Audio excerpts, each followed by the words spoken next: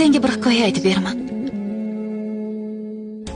Farishtalar baxtni nimaligini tushunmagan odam bolasiga dars berib qo'yishni xohlashibdi.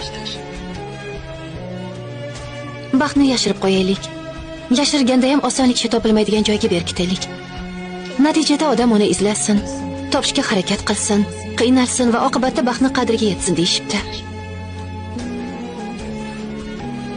Albatta bu ishni qilish vaqtida oson bo'lmasligini tushunib yetishibdi.